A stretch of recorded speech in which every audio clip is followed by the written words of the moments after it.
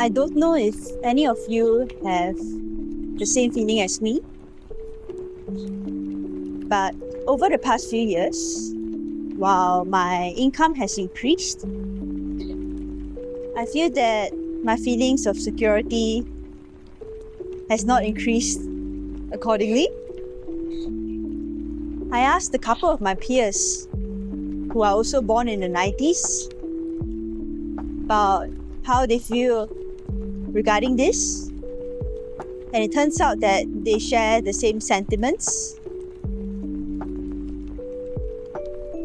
I began to reflect a bit more about why I was feeling this way. I guess cost of living is one of the factors. Over the past 5 years in Singapore, cost of living has increased quite a bit. Right now, I'm based in Taiwan for the short term, but I'll be back eventually. I guess that's why when our income grows, then it feels like the bar for feeling secure has also grown accordingly, and therefore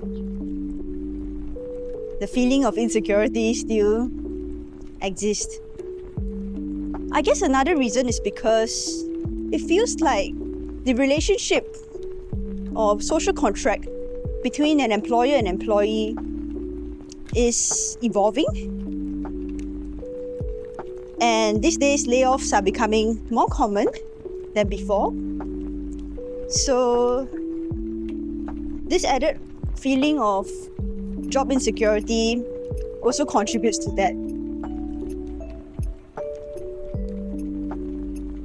In Singapore, there is still ageism. It's been going on for so many years. And I also worry about, let's say, for example, if I turn 45, what would happen to me? I guess it's because I've been volunteering from a young age. So I do see cases of how when someone is middle-aged, gets laid off, has younger children and older parents to support, while not being able to bounce back as quickly as he wants to, due to various factors, ageism being one of them, then that's quite a painful and unsettling position to be in. I guess being exposed to all this in my early 20s made me more serious about my personal finances. We can't control all these changes in the world, but perhaps what we can control is what we can do. So recently, NUS invited me to speak at one of their events. It was organized by the Center for Future Ready Graduates. So I was talking to, I think, final year students or third year students, and just sharing about personal finances. I thought that it's quite important to engage this group because basically they are fighting a war on two fronts. On one hand, there are way more $1 million HDB flats than before. Cost of living is something that hits them as well.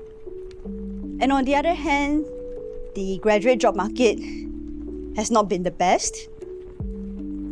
So I took quite a lot of time to prepare the content, went there and delivered it.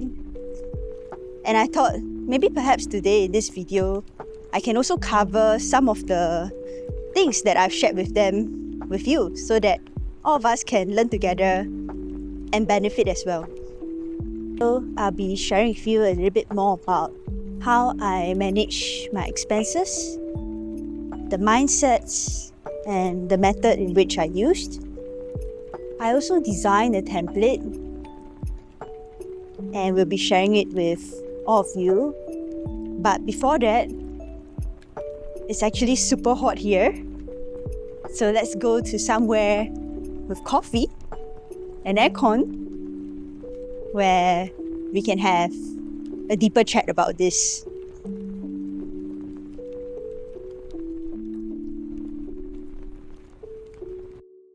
So the first tip I have would be for you to start tracking your expenses. I've always been tracking my personal finances as a whole. For example, understanding my asset allocation and also whether or not my salary growth has been increasing. And I didn't really get down to the habit of tracking my expenses until this year. The reason why it took me a while to begin is because there was this inertia thinking that it's going to take up a lot of time, and also I didn't feel that I have a really strong why. However, just like in Buddhism, we talk about meditation and its role in helping you to be aware about your breath, your emotional state, and so you can stay calm and manage it better regardless of the obstacles that come your way. The same applies to your expenses as well.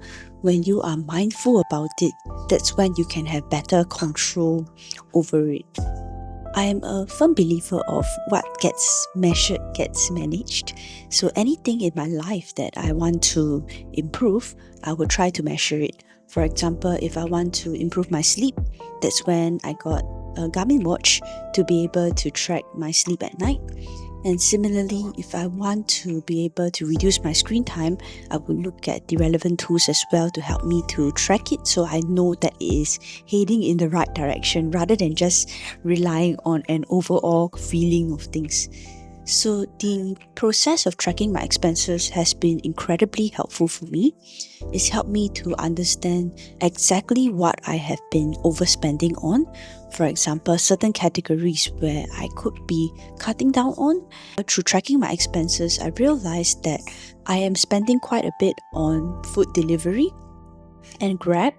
And that made me realize that, okay, perhaps maybe these are areas that can be cut, because after all, I do enjoy commute sometimes in the bus where I can look out of the window and think about life. If you are interested in managing your expenses and starting to track it as well, I actually designed this template. And this is an adaptation from someone else's template. I feel that what I love about it is that it's easy to use. You can just key in your expenses at the end of the day.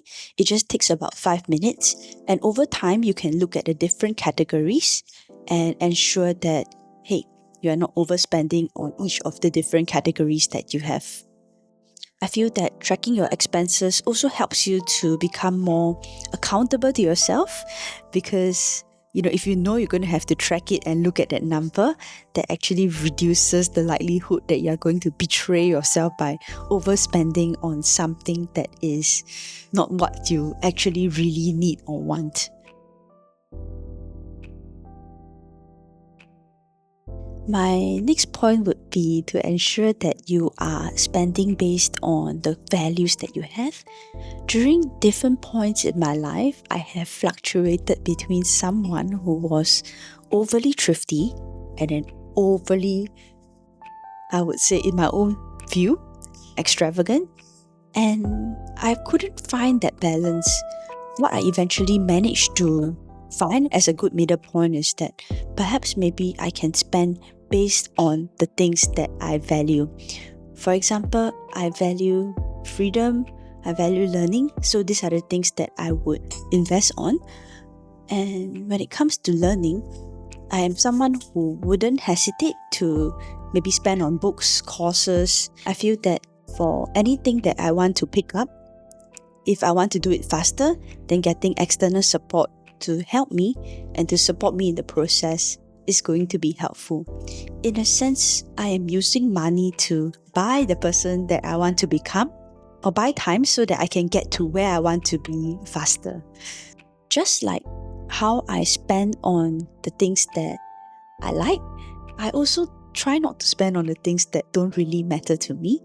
So I am someone who is not a major foodie, so I probably won't go to those super expensive type of restaurants. I tend to mostly eat 自助餐 here in Taiwan, and to me, the nutrition composition of the meal, having a balanced, healthy meal is more important than the taste to some degree. I mean, at least not entirely, but more than most people, I guess. Similarly, I don't carry branded bags because I feel that if I want to get respect from others, then it comes from my values and my contribution to society rather than having something external that I carry along with me.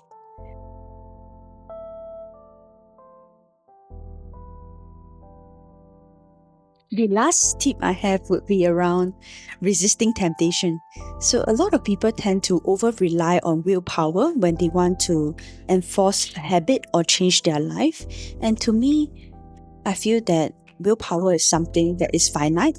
So, why not make your life easier by designing your environment to suit certain behaviors that you want?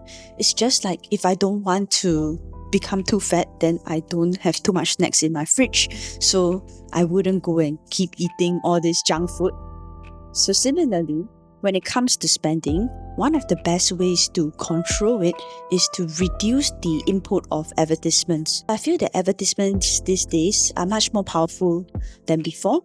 In the past, people consumed advertisements on TV, and those are very general ads. However, these days people consume advertisements on their mobile devices and online. So that's when it becomes a lot more targeted. So there are a couple of ways in which I reduce my exposure to ads. Number one, I unsubscribe from several mailing lists, those that are shopping related, because I don't need to know when is the new launch or promotions or anything like that. I just don't want to be exposed to a situation that would create desire. Similarly, I don't have any shopping apps in my phone. So if I want to shop, I have to go on the desktop instead. There are two apps that I would like to recommend. First one is Newsfeed Eradicator. So what this does is that if you browse social media on your desktop, it helps you to remove the main feed. So number one, you don't get distracted by spending too much time scrolling on desktop as well. And number two, you're not exposed to ads on desktop in addition to the ads in your phone. The second app that I would like to recommend that would be very helpful for you is Block Site. So this helps you to block out certain sites. So let's say, for example, you are spending too much on a specific e-commerce site, then that's when you can block it on desktop, so you will not be able to access it as easily. And if you want to unblock it, then that requires additional steps as well.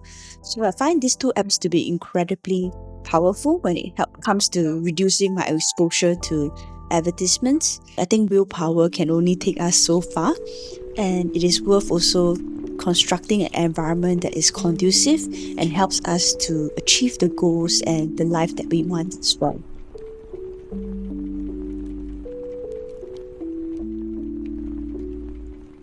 The past 2 years has definitely been challenging with the GST hike and also inflation. So definitely I understand the challenges that many are facing and feel that it's important to talk about managing one's expenses a little bit more so that we can all exchange ideas and get better together. If you have any comments that you would like to share, do leave them in the comment section. It'd be really helpful if you can talk about what has worked for you and some of the things you have learned so that others will be able to benefit as well. Once again, I appreciate everyone's support for the videos that I've been putting out, and I look forward to seeing you in my next video. Bye-bye!